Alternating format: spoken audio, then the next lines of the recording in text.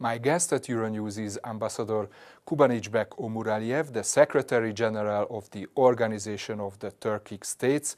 We are here in Brussels to discuss relevant developments in regional cooperation and possibilities to strengthen ties with Europe. Ambassador, thanks very much for being with Euronews. Thank you for receiving me. First of all, I would like to understand what could be the relevance of this regional cooperation there in Central Asia and in the Caucasus and at the Mediterranean, and how could this cooperation shape and influence developments at a global stage? Yeah, as you know, our organization was founded in 2009, 16 years ago, by Nakhchivan Agreement in Azerbaijan. That time, its founder was 4 states: Azerbaijan, Kazakhstan, Kyrgyzstan, and Turkey. In 2019, Uzbekistan joined. So we are now 5 member states. Our organization is a unique organization because we are based for history, culture, tradition, language, and religion too also. So is our nation, our states is 100,000 years was together. This is why we call it, our motto is together we're stronger. And regarding regional cooperation is now is necessity.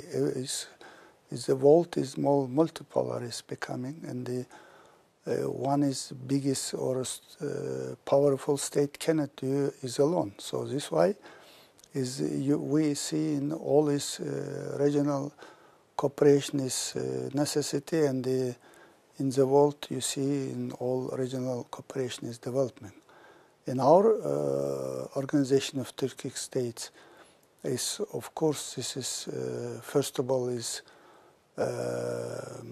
for economic cooperation is one is in our priority, and we now is cooperate more than 40 areas, starting from foreign policy, trade, economic, agriculture, tourism, youth, and technology, and including space. So year by year is increasing our cooperation, and for economically, if you look, our total GDP is $2.1 trillion US dollars. And the total trade between our countries, 1.1 trillion US dollars. So if you look back in 5 years ago, was 3% of between member states. Now is 7%. So is growing for the dynamically. So its future, I hope it will be 10% and it will be grow. Let's stop here a little bit with the economy, because as you mentioned, this region is economically growing very rapidly, is one of the powerhouses of the region. How can you strengthen connectivity between your own member states to, have the full capacity of economic growth? Yes, connectivity also is very important, and one is priority because connectivity means transport logistic. But without transport logistic, we cannot do nothing to grow to. And this is why is between EU and Asia is our member state is like. Is connected. We call now everyone is called Middle Corridor, but this is, if you historically look back, is Great Silk Road. All this road is true is going to our member states and the observers. So especially in the Middle Corridor, before is conflict war is in Russia, Ukraine is, or in others in Middle East, is considering as alternatively now is becoming is reality. So is also the Middle Corridor is shorter, and for 2,000 kilometers, some traditional corridors, and the very short and the cheaper and the corridor and the connectivity between EU and the Asia, including is China, and especially in the last projects, China, Kyrgyzstan, Uzbekistan railway, and after peace agreement between Azerbaijan and Armenia, which was signed in Washington, is Zangezur's corridors is also will be full connectivity in the shorter between EU and Asia. Let's talk about energy, because some of your countries are major energy exporters. How could you have the energy needs that are growing here in Europe? Yes, but as you know, our combine of our energy supplies in our member states and observe is number 3 in the world. So not only oil, gas, and also in the renewable energy also is growing, especially in Central Asia and including Kyrgyzstan. As you know, the water resources is huge. So in future, energy it will be just for growing. And for just first step, if you remember in framework of COP29 in Azerbaijan last year, Baku is signed between Azerbaijan, Kazakhstan, and Uzbekistan for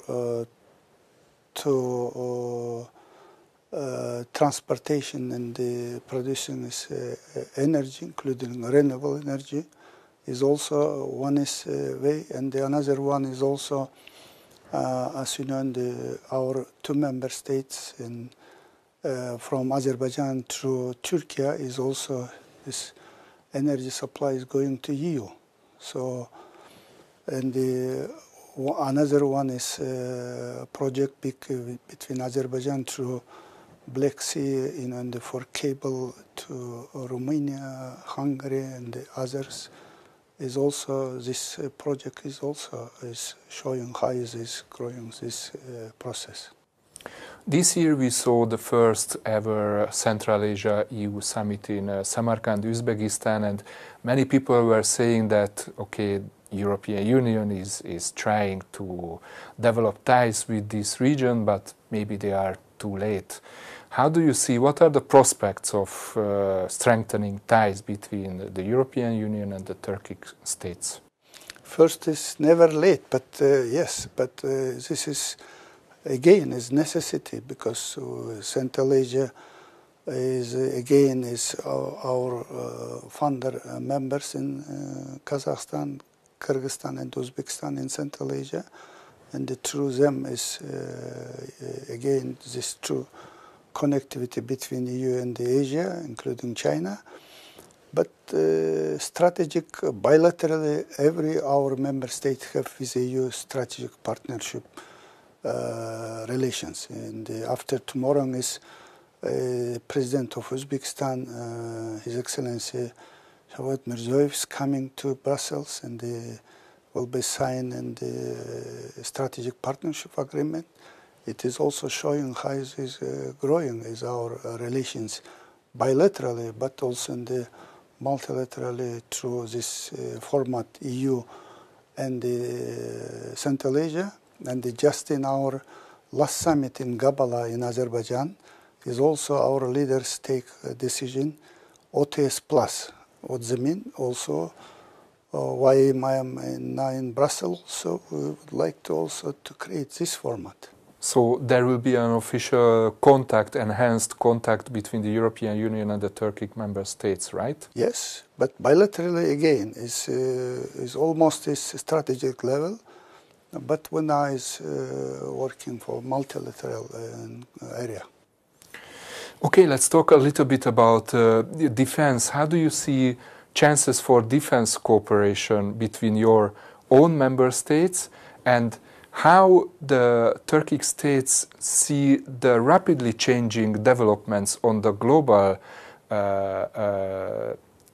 scene when it comes especially to the war of Russia and Ukraine?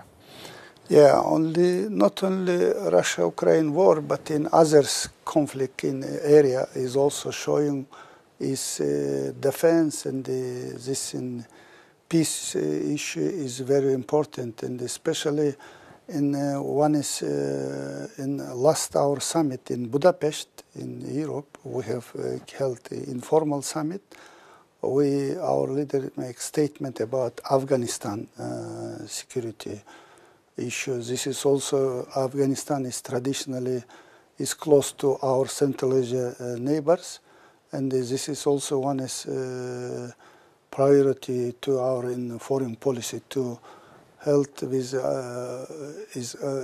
Afghanistan develop this relations. And as you know, our some members and observers member of NATO, and the others members also in the member of another defense alliance. So for defense is necessity also, but this year we create new platform for defense industry. Is also Minister of Defense Industry and the New Technology Innovation. They come together. They starting to work together. But it's yes, it's defense. Everybody needs defense, but alone you cannot defense yourself. So this is why we also jointly now is working in this area.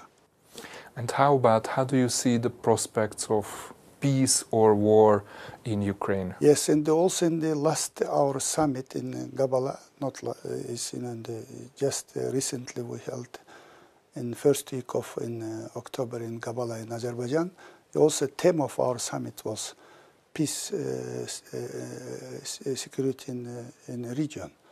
This is also, and this is our priority, and of course again after peace agreement between Azerbaijan and Armenia, and they bring the peace in not only in region, in the whole region. It's not only in the Caucasus, but is also in the whole region. Is also showing, if you wish, we can do it. So if we work together, we are stronger. Secretary General, thank you very much for being with us. Thank you.